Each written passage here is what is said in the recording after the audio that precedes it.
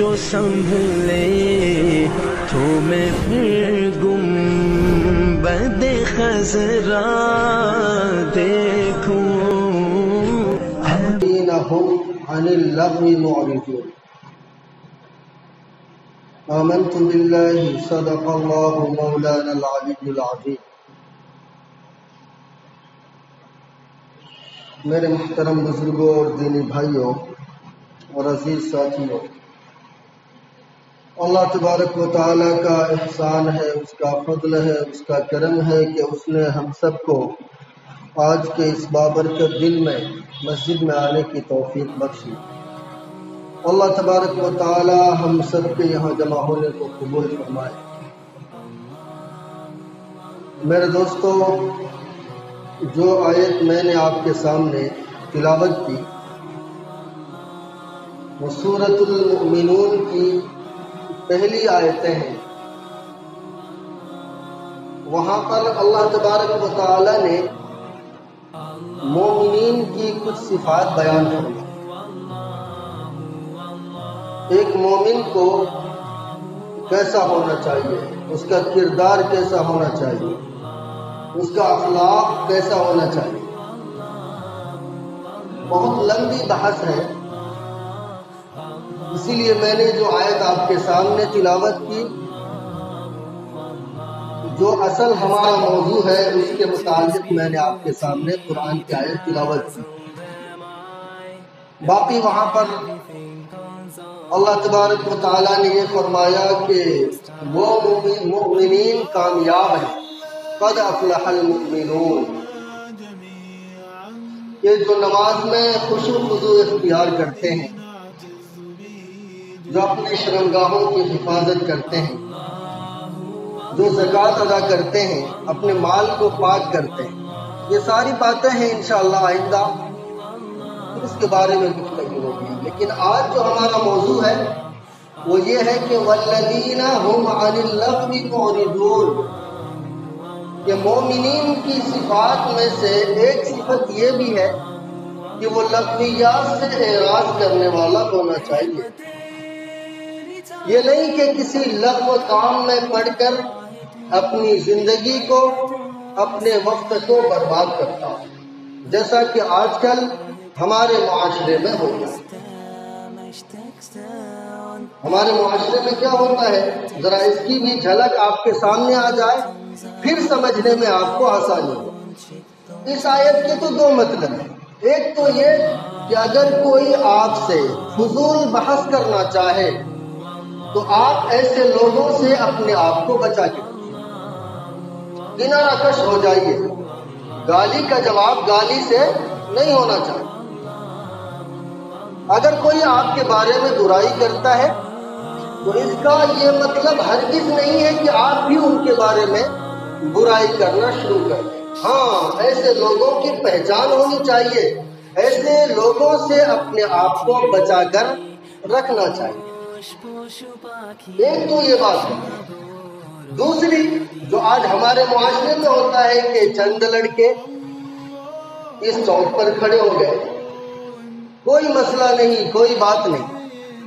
اب میں ایک بات یہاں پر بتاؤں کہ جہاں پر 4-5 لوگ کسی بھی بات پر بحث کرنا شروع کرتے ہیں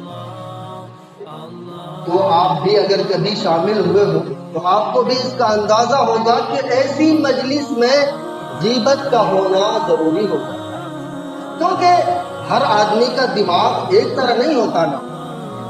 بھائی آپ کا دماغ اچھا ہے، آپ چاہتے ہیں کہ 10 لوگوں کو بٹھائیں، اس کے سامنے اچھی بات ہے، لیکن آپ نے یہ ٹھیکہ نہیں لیا نا کہ جو میں کہوں وہی کہوں.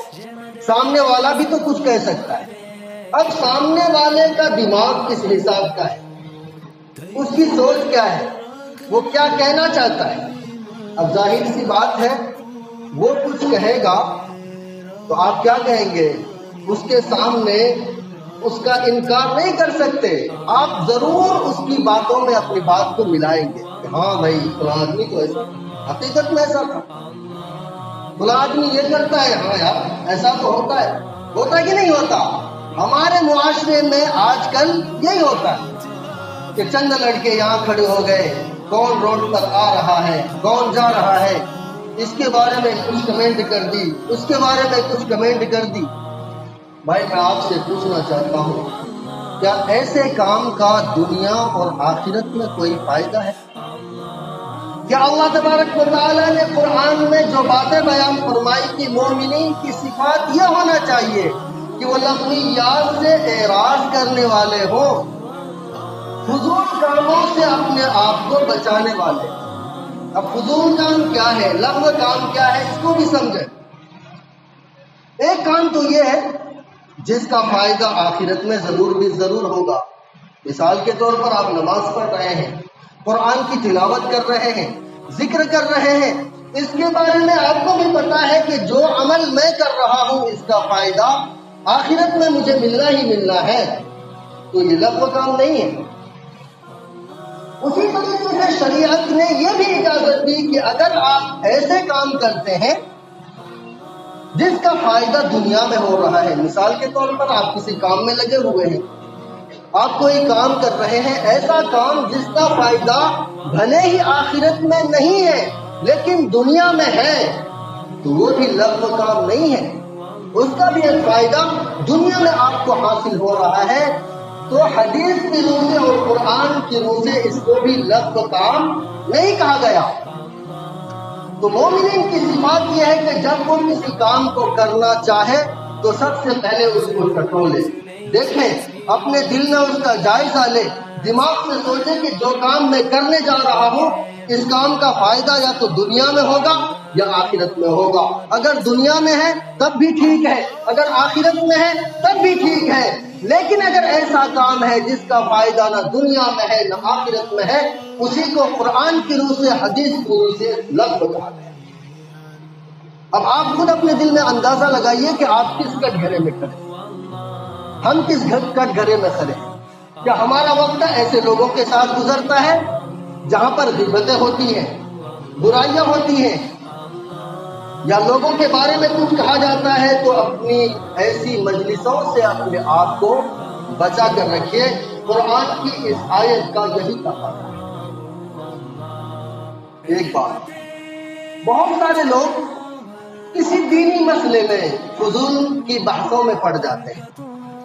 ایک بات یاد رکھیے، اللہ تبارک و تعالیٰ نے جس چیز کا جو حکم دے دیا، کوئی چیز اگر سنت کے طور پر اللہ کے نبی سے ثابت ہے تو ایسے کام کو سنت کے درجے میں ہی رکھنا چاہیے، یا نہیں کہ ایسا نہیں کہ اس کے پیچھے پڑ کر کے یہ ایسا کیوں ہے ویسا کیوں ہے، ایسے کام سے شریعت نے بھی منع کیا۔ جو چیز شریعت کی جس درجے میں ہے اسی درجے میں اس پر عمل کرنا ہمارے لیے ضروری ہے۔ حضرت مولانا اشرف علی تھانوی رحمۃ اللہ علیہ، انہوں نے اپنی کتاب میں ایک واقعہ لکھا۔ وہ فرماتے ہیں کہ مولانا مظہر جانے جانا رحمۃ اللہ علیہ بہت پائے درجے کے بزرگ، ان کا قیام دہلی میں کسی مسجد میں تھا۔ بلخ ترکستان کا ایک شہر اس دور میں تھا، اب پتہ نہیں کس اسٹیٹ کے اندر، کس کنٹری کے اندر آتا ہے۔ خیر، بلخ سے دو طالب علم اپنے دل میں یہ سوچ کر آیا کہ یار چلو مولانا مظہر جانے جانا رحمۃ اللہ علیہ سے بیعت ہو کر آتے۔ یہ دونوں اپنے شہر سے چلے، چلتے چلتے کئی دن کا سفر تھا، اس مسجد میں پہنچے جہاں پر مولانا مظہر رحمۃ اللہ علیہ رہا کرتے تھے، جہاں پر ان کا قیام تھا۔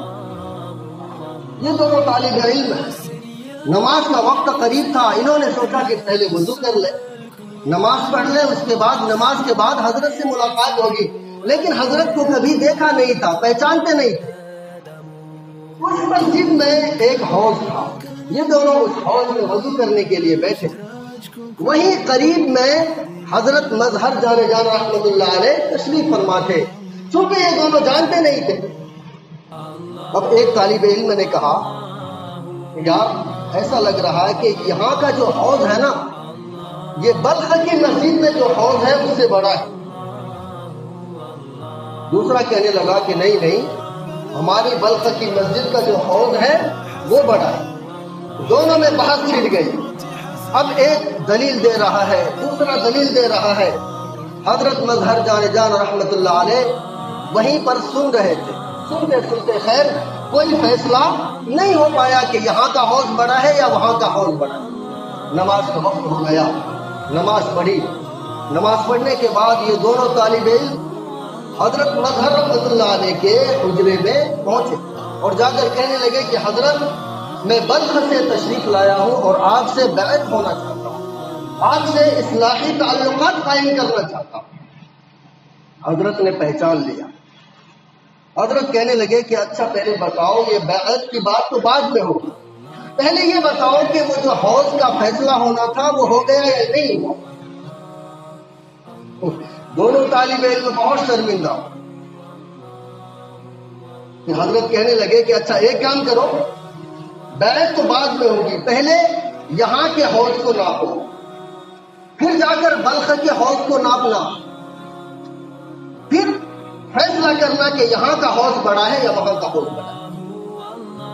پھر حضرت نے سمجھایا کہ ایک تو اس بات سے یہ پتہ چلتا ہے کہ تمہارے اندر وقت کی کوئی اہمیت نہیں، کیا نہیں ہے؟ وقت کی کوئی اہمیت نہیں ہے۔ دوسری بات کہ بغیر تحقیق کے بات کرنے کی عادی ہوگی۔ کیا باتیں بتائیں؟ دو باتیں۔ ایک تو اگر وقت کی قدر ہوتی تو ایسی بحث میں نہ پڑتے۔ بھائی اگر فیصلہ ہو بھی جاتا کہ یہاں کا حوض بڑا ہے یا وہاں کا حوض بڑا ہے تو اس سے دنیاوی یا دینی کوئی فائدہ حاصل ہو سکتا تھا؟ نہیں ہو سکتا تھا۔ اسی طریقے سے جو دلیل دے رہے تھے کہ یہاں کا حوض بڑا ہے یا وہاں کا حوض بڑا ہے، بغیر دلیل کی کوئی بات کہنا ایک عقل مند آدمی ایسا کام نہیں کر سکتا۔ حضرت نے منع کر دیا کہ جاؤ پہلے جا کر یہ کردار صحیح کرو، اس کے بعد میرے پاس آنا، پھر بیعت کرو۔ اسی طریقے سے امام ابو حنیفہ رحمت اللہ علیہ کے پاس ایک صاحب گئے، کہنے لگے کہ حضرت میرے گھر کے سامنے ایک کنواں ہے، نہر ہے، میں وہاں پر غسل کرنے کے لیے جاتا ہوں۔ اب ذرا آپ بتائیے کہ غسل کرتے وقت میرا جو چہرہ ہے وہ قبلہ کی طرف ہونا چاہیے یا مشرق کی طرف ہونا چاہیے؟ حضرت نے کیا جواب دیا کہ یہ دونوں بات تو ٹھیک ہے، لیکن تمہارا جو چہرہ ہے وہ کپڑے کی طرف ہونی چاہیے، کہیں کوئی لے کر بھاگ نہ جائے۔ بتانا کیا چاہتے تھے کہ ارے جب شریعت نے اس کے بارے میں کوئی حکم ہی نہیں دیا تو تم بغیر الجھن میں کیوں پڑ رہے ہو کہ ہمارا چہرہ ادھر ہونا چاہیے یا ادھر ہونا چاہیے؟ تم تو کدھر بھی چہرہ کر کے غسل کر لو اور اپنے آپ کو صحیح کام میں، اپنے ذہن کو، اپنے دماغ کو استعمال کرو۔ اسی طریقے سے حضرت مفتی تقی عثمانی مدد اللہ العالی فرماتے ہیں کہ میرے پاس ایک صاحب کا فون آیا،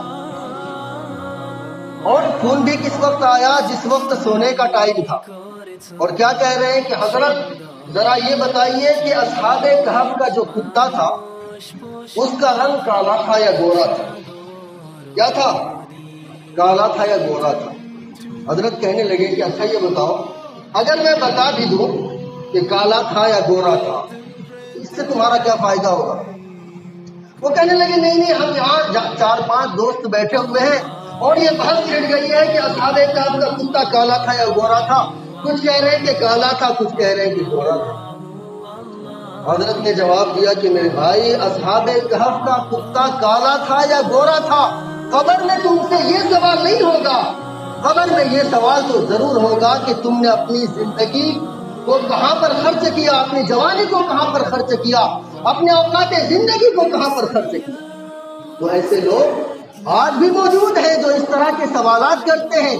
فضول سوالات میں پڑھ کر اپنی زندگی کے اہم مقصد کو بھول جانا یہ سب سے بڑی بیوقوفی کی بات۔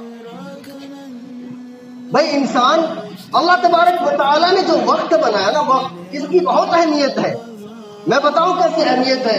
ایک 70 سال کا آدمی پوری زندگی کفر و شرک میں گزار دی، 70 سال کے بعد اسے ہوش آیا اور اس نے پورے عقیدے کے ساتھ اشہد ان لا الہ الا اللہ و اشہد ان محمد رسول اللہ پڑھ لیا، تو بتائیے کہ 1 منٹ میں وہ کہاں سے کہاں پہنچا؟ 1 منٹ پہلے وہ جہنمی تھا اور 1 منٹ کے بعد وہ جنتی تھا۔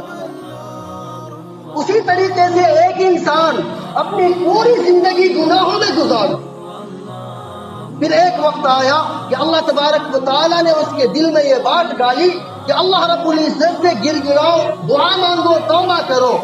اب توبہ کرنے کے لیے اس نے ہاتھ اٹھایا، 1 منٹ میں اس کی آنکھ سے آنسو نکلے، اللہ تبارک و تعالیٰ نے اس کی توبہ قبول کر۔